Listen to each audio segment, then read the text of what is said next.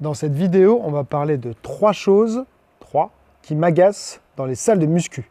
Intro.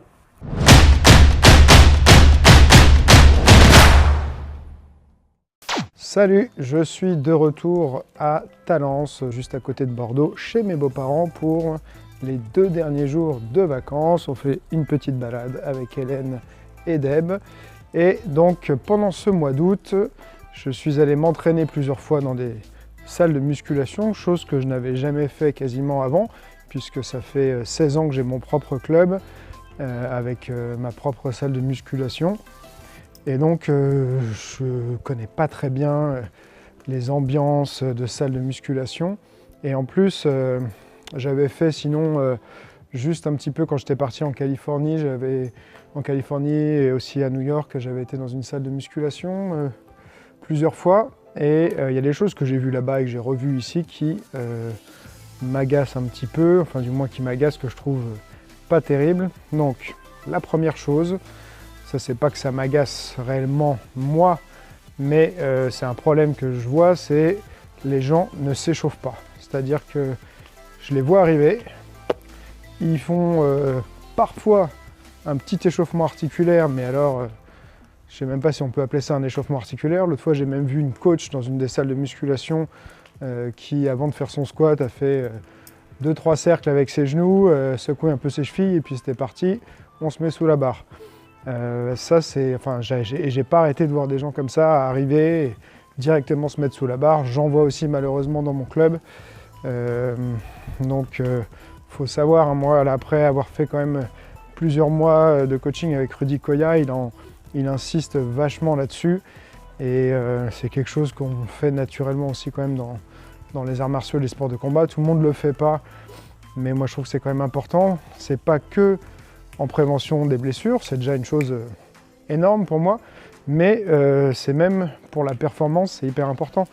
En fait, il faut préparer son corps à l'effort, à la fois donc pour éviter éventuellement de se blesser, mais aussi pour faire de bonnes performances, pour performer. On va faire une montée en température, on va préparer ses articulations, on va pouvoir, à travers différents exercices de mobilité, voir si ce jour-là, on a peut-être des blocages, des raideurs particulières à certaines zones qu'on va pouvoir essayer de corriger.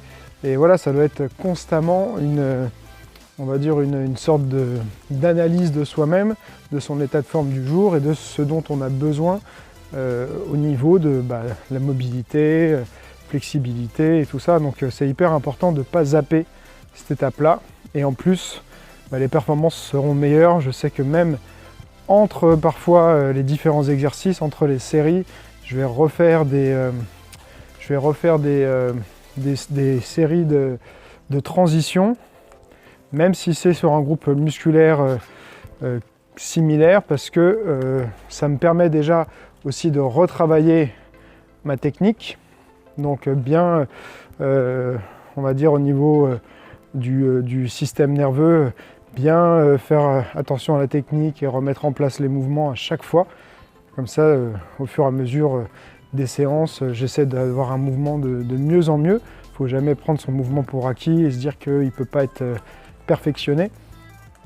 Et donc je sais que parfois, quand j'étais pris un petit peu le temps, il y a certaines fois j'ai pas fait ces fameuses séries de transition et parfois j'ai eu beaucoup plus de mal à atteindre mon objectif de séance à cause de ça. Enfin moi je suis quasiment sûr que c'était à cause de ça, parce que souvent il y a une vraie corrélation entre les fois où j'ai pas bien suivi le protocole et les fois où j'ai eu du mal à atteindre mon objectif. Donc ça, c'est la première chose. Sur comment s'échauffer, ce sera peut-être le sujet d'une autre vidéo. Mais grosso modo, il faut faire un échauffement articulaire et puis du travail de mobilité.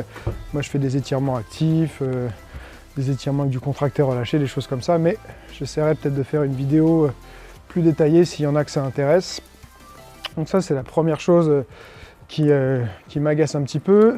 Deuxième chose, c'est le fait que alors bien sûr, ce que je dis, c'est sur ce que j'ai observé moi, et je ne peux pas généraliser à tous les clubs de musculation puisque je ne les ai pas faits. Et voilà, une voiture qui passe. Et en plus, bon voilà, j'en ai pas fait tant que ça. Mais c'est quand même pour moi une tendance en tout cas que je vois se dessiner qui doit être assez représentative quand même. Mais je peux me tromper. Donc deuxième chose, j'ai l'impression qu'il y a pas mal de gens qui, même à un niveau complètement débutant, c'est-à-dire qui n'ont pas pour l'instant un physique développé et qui n'ont certainement pas commencé la musculation depuis très longtemps, mais c'est valable aussi pour les confirmés, qui cherchent la complexité. Comme si l'efficacité de l'entraînement, on allait la trouver dans la complexité des exercices qu'on va faire, alors que souvent c'est plutôt complètement le contraire. Donc je vois des gens qui n'ont vraiment pas un développement musculaire avancé et qui font des complexes de mouvements hyper compliqués aux haltères, des trucs comme ça et tout, alors que, de ce que j'ai vu, les fondamentaux n'avaient pas l'air d'être en place. Donc ça c'est quelque chose que j'ai vu plusieurs fois, chercher des trucs trop compliqués. Il faut savoir rester simple et rester un peu sur ce qui est, ce qui a fait ses preuves, plutôt que le dernier truc à la mode ou le mouvement où c'est encore la surenchère. Allez, on combine ça plus ça plus ça va être forcément plus efficace. Donc voilà, et la troisième chose, c'est un côté que je savais qui existait déjà, mais ce côté très... j'arrive plus à trouver le mot, mais les gens qui se regardent beaucoup et... narcissique, voilà, merci. Narcissique, un peu imbus d'eux-mêmes, donc qui sont en train de regarder leurs muscles se contracter pendant les séries et qui pendant chaque temps de repos sont en train de contracter leurs muscles devant la glace et tout ça. Et ils font une série, boum, ils se mettent devant la glace, ils contractent et tout, ils sont en train de poser tout le temps. Je trouve ça franchement agaçant et je trouve ça naze, quoi, pour être clair. On peut faire ça à la limite chez soi, en privé, mais alors ou alors une fois pour je sais pas, pour le plaisir, parce que bien sûr, on va pas se le cacher, si on fait de la musculation aussi, ça peut être pour les performances, mais c'est aussi pour le physique, donc on est content de voir des résultats. Mais de là à être tout le temps en permanence comme ça, devant le miroir, franchement, je trouve ça hyper agaçant. Donc voilà, si ces 3 points pouvaient un petit peu évoluer, je pense que ça ferait pas de mal à grand monde, ça ferait plutôt du bien. Et ce que je me disais aussi, bien sûr, c'est que moi j'aime vraiment bien l'approche de Rudy Koya. Et à chaque fois que je suis allé dans les salles, aux États-Unis, c'était pareil. Même si le côté narcissique, étrangement, je l'ai moins vu. On pourrait se dire que peut-être aux États-Unis ça va être encore pire, les gens pensent culte du corps et tout ça, mais j'ai moins vu dans les salles que j'ai fait en tout cas. Mais voilà, donc Rudy Koya, il a vraiment une approche hyper bien. Il a récemment sorti un bouquin qui est hyper détaillé et je pense qu'il est une excellente base de travail pour tout pratiquant naturel, comme il dit, donc des gens qui ne se dopent pas de musculation. Donc voilà, si tu veux t'y mettre, ou même si tu fais déjà de la musculation, tu as certainement pas mal de moyens d'optimiser ce que tu fais. Et donc je te mettrai un lien dans la description vers son bouquin qui crois-moi, va vraiment pouvoir t'aider à non seulement t'entraîner de manière plus intelligente, mais aussi préserver ton physique. Voilà, c'est toute une méthode qui est hyper bien pensée à ce niveau-là. Il prend vraiment en compte pas uniquement le développement musculaire, mais aussi la santé et le bien-être.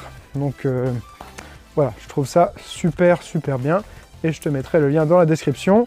Et puis comme toujours, le but de ces vidéos, c'est que ce soit un échange. Donc laisse-moi un commentaire pour me dire si toi aussi tu as vu ce genre de comportement, tu as remarqué ces 3 points-là dans les salles de musculation, et si tu as peut-être d'autres choses que tu aimerais ajouter à ce que je viens de dire.